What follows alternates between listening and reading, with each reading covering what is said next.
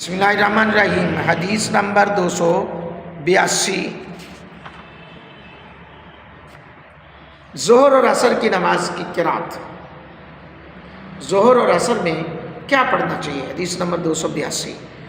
آئیے سماعت فرمائیے۔ حضرت جابر بن سمرہ رضی اللہ تعالیٰ عنہ اس حدیث کے راوی ہیں، فرماتے ہیں کہ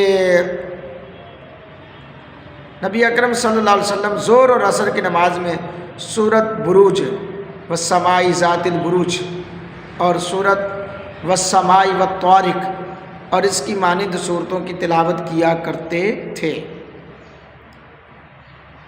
اللہ اکبر۔ بعض اہل علم کے نزدیک عصر کی نماز میں اتنی قرات کی جائے گی جتنی مغرب کی نماز میں کی جاتی، یعنی اس میں کہ سارے مفصل سورۃ البینہ سے لے کر سورۃ الناس تک کی صورتیں جو ہے ان میں سے پڑھا جائے اور اتنی ہی لمبی تلاوت کی جائے جتنی کو ان صورتوں کی بنتی ہو۔ نماز ظہر اور نماز عصر میں قرات کا مسئلہ۔ نماز ظہر میں قرات کے حوالے سے دو قول ہیں۔ طوال مفصل کا پڑھنا اور سات مفصل کا پڑھنا مسنون ہے۔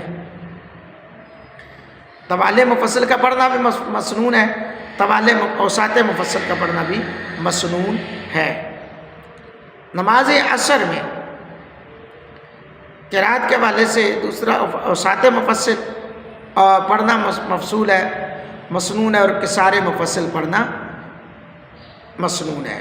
پہلی رکعت لمبی ہونی چاہیے، آخری دونوں رکعت میں صرف سورہ فاتحہ کا پڑھنا مسنون ہے۔ نماز ظہر اور عصر میں سورہ بروج، سورہ طارق، سورہ الف لام میم، تنزیل اور سجدہ اور ان کی مثل صورتوں کا پڑھنا بھی ثابت ہے۔ احناف کے نزدیک ان دونوں نمازوں میں قرات پست آواز میں کرنا واجب ہے، جبکہ نماز فجر، نماز مغرب، نماز عشاء میں بلند آواز سے قرات کرنا مسنون ہے۔ دعا ہے اللہ ہم سب کو دین حنیف کی صحیح سمجھ عطا فرمائے، آمین۔